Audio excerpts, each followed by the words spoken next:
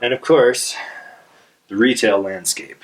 Yeah. One of my favorite things to always keep an eye on.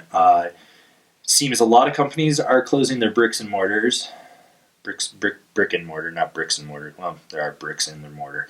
But yeah, brick and mortar is closing down. I mean, Sports Authority's gone. Yep. Dick's does not do anything in snow anymore other than like Columbia, I believe, and certain shit like that. And then you look at even the bigger spectrum like JCPenney, all these stores. Amazon's crushing. It's that. Yeah. In all honesty, I'm not surprised that that there are more shops selling through Amazon. I would think that there would be more because I would jump on that affiliate train in a heartbeat because, I can get Amazon Prime and get this snowboard and order a butt plug and a vaporizer and a bong and get it all in 2 days. In 2 days, yes, because you have Prime. Yeah. So you can watch The Man in the High Castle, and 2 days later your snowboard and your butt plug show up, and you're good to go. Yeah. But it's, the whole face of the changing retail landscape is... It's something that I always pay attention to because you can see where consumer confidence is and you can gauge what the big trends are and whatnot. And with doing the product reviews and tying it into that affiliate program where you can just buy right through me and I get a commission. Mm-hmm. So if you are reading the reviews, please fucking buy through me because I need the money. But you go through that and you can see where people are buying from. I mean, I've got affiliates for REI, Backcountry, Snowboards.com, The House, all Evo, all these places, and you can see where people's confidence is and where they want to buy and whatnot. And it's really interesting to me because I was such a brick and mortar guy growing up, and it's like I still love going into snowboard shops, but I have no clue what's going on when I go in there now and the kid is trying to vibe me. And I'm like, dude, I am fucking old enough to be your dad. Yeah. Do not vibe me. I have been snowboarding longer than you've been alive. And you just go in and you see it, and the other thing is the showrooming aspect of stuff where you just get people that come in and want to try shit on and they're going to go buy it online. Yeah. I had that when I was working at Lumberyard. I had that when I was working at your shop too, where people would do that shit with me just to try to save $10. And it's really weird to see the big dents that are going on. I mean, Sports Authority pulling out was actually probably better for the snowboard industry because that was the fucking dumping ground of so much shit. I mean, it's helped Sims. We know that because with them out of the way, all that product that was sitting there is now, who knows where the fuck it went, but they can concentrate back on getting into core shops. Kansas. Probably. Yeah, they can focus on actually being a real snowboard brand again. Yeah, because it's not fighting off that stigma of, well, you guys are a Sports Authority brand. And, I know Burton took a hit, GoPro took a hit, a bunch of companies took a hit by losing Sports Authority, but, I mean, to be that far down into everything just mystifies me. Yeah. And so, I don't know, like the retail landscape, I mean, you're in a franchise or a corporate store, and I mean, you guys now have an REI across the street from you going in. I mean, do you think that's going to hurt you? I'm not really sure, because if you go into most of the REIs, they don't have a massive push on the snow front, both on either the ski or the snowboard side. Like, they focus on mountaineering, camping, climbing, that kind of stuff. So it'll be interesting to see what they do with ours in Summit County specifically. They have the big contracts with the right brands if they do want to push it as an actual snowboard department. But I really don't think it's going to affect us much at all. Well, no. I mean, they hired Deaf Steve. Yeah. Just so everyone understands, I worked with this guy. Kevin's worked with this guy. He's deaf. Like, beyond belief deaf. And we always used to have to look out for him where we would, we're going to give Steve some sales and stuff. He's horrible at selling equipment. I mean, he generally knows what he's talking about. And whatever company gave him a product, it's the greatest thing on fucking earth. Oh, yeah. But, oh my God, you just sort of have to sit there and just face palm at it. And now he's REI's problem. I can only imagine how bad this is going to be. But it's not a knock on REI. It's just the fact that sometimes they hire people that are just not the best. And that's, I think, going to be a lot of what it comes down to with that place is who they actually hire. Because the people that are shopping in stores now this is what I've been experiencing is the people that are actually coming in to spend money in a store and not just coming in to figure out what they want and then buying online and saving $20. They want to be talking to somebody that knows what they're talking about. Right. So you go into an REI and the kid doesn't really know what he's saying, and the person did a little bit of reading online before they came in, and everything they read is opposite of what this kid's saying. Then it's just going to confuse them. They're not going to feel confident in what they're going, what they're looking at. So they're going to go somewhere else. And at that point, they're going to walk into my shop. They're going to talk to me or one of the guys that I've trained that know what the hell they're doing, and they're going to get all their right info. And at that point, they will feel confident and they will buy from us. And that's what I've seen has been kind of the trending case for the last couple years is consumers are attempting to be more educated. They appreciate the knowledge and education, and when they get that and have the confidence that what they're actually putting their money towards is something quality and something that's actually right for them, they're willing to spend the money on it. Yeah, and I see that more on my side too, where I'm getting more emails and more comments than I've ever gotten before. I mean, I think this year alone, I think we got 7,000 comments on just gear, which is just, I went from 13,000 comments total to over 20,000. And, on top of the fact that the emails and everything that I do, so you get these people and they come to you and they want you, they know that they can trust you, and you've sold yourself to the people, and I think that's one of the things that lacks the most in brick and mortar retail is you just get people that are there to punch a clock and make a paycheck, and they don't have that passion. Because when I used to work at your shop, my big thing was I'm going to sell myself to the people, and then after that I can sell them any product. Exactly. And sometimes I just get that person that doesn't want me to sell myself to them, and I'm okay. I'll go talk to someone else, and they'd go talk to all the other guys and end up right back at me, or they would walk out. And that's fine. That's a different customer. And I think the internet is starting to get to that point where the online space is, yes, you can watch a product review video from the house, or you can watch it directly from a brand, but then you can go to someone like me or TJ from Board Archive, stuff like that, and you believe in what they're doing, and suddenly you're stoked, or they're stoked on you, and they will come to you and do it. I mean, I've got a couple what I call frequent flyer guys that come to me every year, and they go, okay, this is what I'm looking for. Give me 3 suggestions, and you give it to them, and then you never hear from them again. And they just buy it, and then the next year they come back. You just know that they bought one, and they're going to do the same thing next year. The next year and the next year. And I love those people because they keep the snowboard industry afloat. Yeah, they do. But there are those people. I mean, I've talked to people that live in New York City, that live in Switzerland, stuff like that, and they go, I don't trust my local shop. What do you think? And if sometimes I'm saying exactly what their local shop's saying, okay, I can trust them, and sometimes I'm giving them something different, going, no, I wouldn't go with that, I would go with this. And sometimes I come out of fucking left field and go, I give them something that they never would have even looked at. Right. And that's the thing, but... And I think that's a lot of the whole thing. If you see, there's been a lot of complaining of the internet's killing the local shop, the internet is killing this, or big companies are killing the local shop, whatever. It's killing the local shop is the local shop is hiring dudes that are really good snowboarders and don't know shit about snowboard gear. Yeah, exactly. And that's what's killing. That's what is killing it. And I love looking at my buddy John down at Lumberyard. He ordered, because I helped with the ordering on that. I think we had 130 snowboards in there. There's 8. There is 8 snowboards, and it was by and large a moderate year in Colorado. It wasn't great, and what he's left with is a few weird shapes and a few park boards. It's nothing. Most of those are women's powder shapes that he's left with, because I took a risk when I was ordering like the K2 stuff or something like that. And you look at that, but at the same time, you're also going to have that customer that just wants to walk in, pull something off the shelf, size it up between their chin and their nose, which we will go into another podcast about how fucking wrong that is, because I want to just pimp slap anyone that does that. Yeah.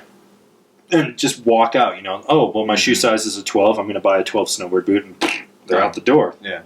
And with the internet, those are the people that can just go, it can just go to back, click, boom, and they're done with it. They don't research anything, and they have a miserable time, and then they quit snowboarding, and then you buy their equipment on Craigslist for $50. Or Kevin somehow inherits it. I've gotten really good at that. Mostly from South Americans. They love you. Yeah.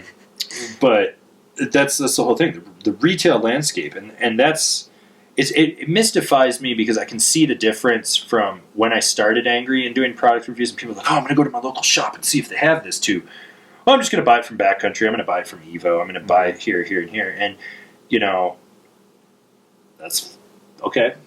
You know what? I used to fight the good fight and be like, we got to support the brick and mortar. And I was doing this in the core shop when I was working at a corporate store. And I was like, no, we still got to protect it. Yeah. We still got to protect the core. And I used to have this, like, I would fight people. I would just fucking fight people over this and be like, I'm going to hound you with it. Now I'm like, fuck it. It's your money. Go buy it where you fucking want to do it. Yeah. And I think a lot of it, too, is snowboarding feels more accessible for the average person than it used to, where it, like, to me, like, in a lot of ways, it was like the skate industry where if you wanted to get, like, a good skateboard setup or whatever, I don't skate, I don't know what the fuck I'm talking about with that, but you went to a skate shop. Yeah. And if you didn't go to a skate shop, you were going to get garbage.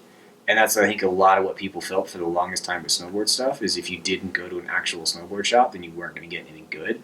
And now, that's not really the case. People aren't afraid to, they understand if you're going to buy a Burton custom on Amazon. Yeah. It's the exact same thing. You're going to get it in the shop. Yep. So as long as you know what you're getting, as long as you know what to buy, like what model, what brand, whatever that you want, doesn't matter where you get it. And people aren't afraid to not go into a snowboard shop anymore. There's that. And then, the other thing is you look at the way the landscape's changing and how all these stores are going under. I mean, everyone's like, oh, we got to support the core shop.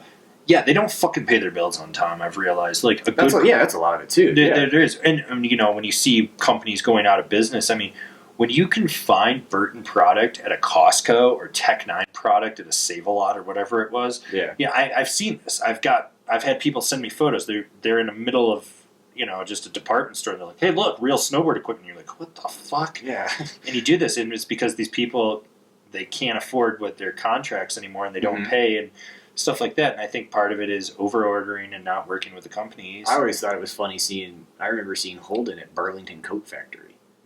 I've never heard that one. Yeah. But I remember back in the day, I used to be able to get Burton Blem jackets, like seconds. Yeah. And Oakley seconds at Ross Dress for Less. Nice. So we would buy these $400 Oakley jackets for about $80 and turn around and sell them for $200 to people, and then go back and buy more. When I was in high school, we would do this, me and some of my friends, and it's one of those things. Like, to see that at a Marshall's, right? It hurts snowboarding. It hurts me personally just to sit there and I'm just like, I want to fucking choke someone. And but that's because I love snowboarding so much, and it's so weird to me to see the different change and like everyone's attitude. It's my dad always tells me, he goes, yeah, yesterday's radical is today's conservative. And 10 years ago I was like, core shops, and 10 years before that I was like, I will only support real snowboard brands that are snowboard brands. And then Solomon came out with boots and I was like, oh fuck, these things are great. Yeah. And you grow and you change with everything that you're doing and how you do things so that you can accommodate. And that's the thing, is like snowboarding is very slow to change. Like, they're just starting to figure out this online thing. Angry, 10 years old, they're not getting it. And you look at, like, podcasting has been huge for years, and we're finally doing it. It really took Nate doing the Not Snowboarding podcast to really kick the door down and go, this is what we're going to do, and this is this. And it works. And so now here I am. I pulled the plug on a weekly comedy show to do this. And, there's not a whole lot of people competing in that. And that's the other thing is, maybe if snowboarding, for being as progressive as they claim, was a little more open to trying things and seeing, rather than being like, oh no, we can't do it. And I can remember 10 years ago when I launched Angry, and I was like, oh yeah, we're going to get online advertisers. And the response was, why? And they still, or talking to a company and be like, yeah, we do these online product reviews. Well, what good is that? They're not going into my shop. Who cares? They're buying your fucking product. They are buying your product. They are seeking your product out, and they are buying it. I can sit down and drop a product review and see what countries are coming to it. And that's just the written ones. And now that we're doing the YouTube thing, I can look at all that and see what countries are watching it. I'm looking at you, Germany. And, all these behind-the-scenes videos that I've been doing. And everyone seems to be liking it. people will legitimately watch that for 6 fucking minutes. Those things are horribly put together. Like, wait till I get the actual video reviews done, and they're blocked out, and they're scripted, and they're well lit, and John Cenacorn is going to make an appearance, and there's going to be guests, and who knows what the hell I'm going to do with it. I'm still a couple months out from filming basically 200 product reviews. But you look at it, and you can see where these people are coming from, and these are people that I would never talk to in a shop. I know that. Like, some of the guys, like I said, my frequent flyers, I've never met them. I will probably never meet them, but that's because I'm antisocial and weird and I hate most people. But I can still help them find what they're looking for. And they trust me versus, their local shop. Like the one guy lives in Hawaii part of the year, and the other half he's at Snowboard. He's got Milo Sport. He's got Blindside. He's got Salty Peaks. He comes to me first.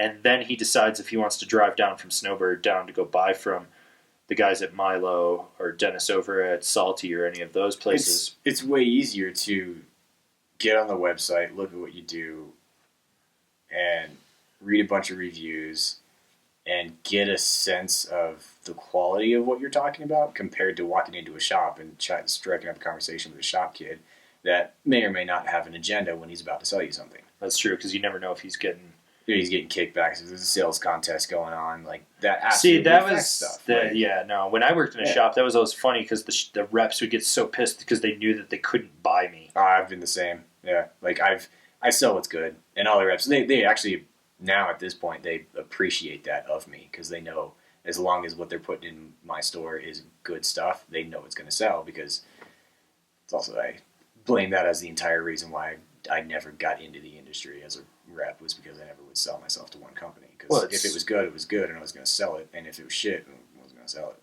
Well, see, that's like kind of how I always say, because everyone always gives me shit for riding K2 bindings and boots. The second those things go to full utter shit to me, I will stop riding them. Yeah. But till then, I will be diehard on that product until it doesn't fit my needs or anything like that. And every time, and it goes the opposite. There's been stuff out there that's been complete garbage for the longest time that I hated and never liked any of it, and then they changed stuff and it started riding good. That happens too. Like it goes the opposite way, where we can hate on something forever and then they completely change it. We can ride it again and it's great. The way I've always looked at it was like the first year that Marhar sent me snowboards, they sucked. I'm sorry, Nate. I'm sorry, Josh. They fucking sucked. And I told you that. And you know what you did? Rather than get all angry and take your ball and go home, fuck this guy. We're going to make good product. And then they won an award the next year on the board that I shit on the year before.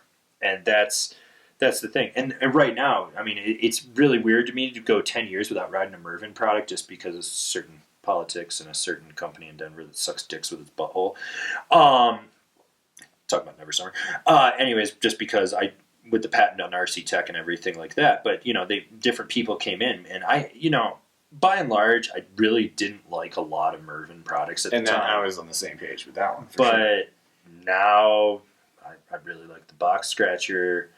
The Attack Banana's pretty solid. I've ridden a bunch of the C3 stuff. The Zoid.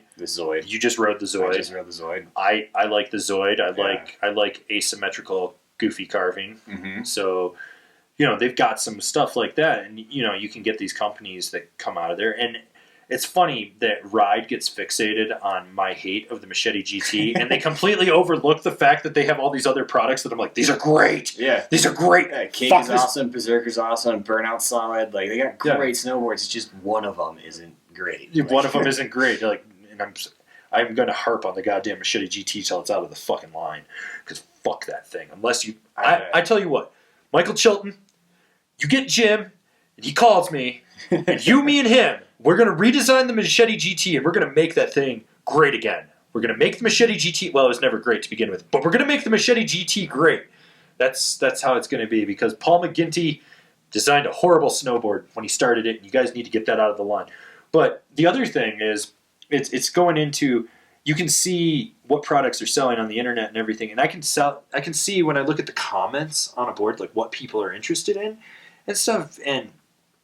by and large, this past year, everyone was really interested in the Capita, like the Mercury, the Outsider, stuff like that. And had a lot of comments on. I mean, the Mercury, I think, got 230 comments alone on that. The same thing with Arbor, and you can see these boards that people are hyped on, and then you go out on the hill and you look around and you're like, holy shit, okay, people are actually fucking buying this. Yeah. And then I've got like little sleeper boards that they're great product, and I'm trying to hype it, and there's that core that will buy it, but then by and large the rest of the people miss it. So. Yeah, and I think that like the K2 Turbo Dream, I think is a perfect example of that.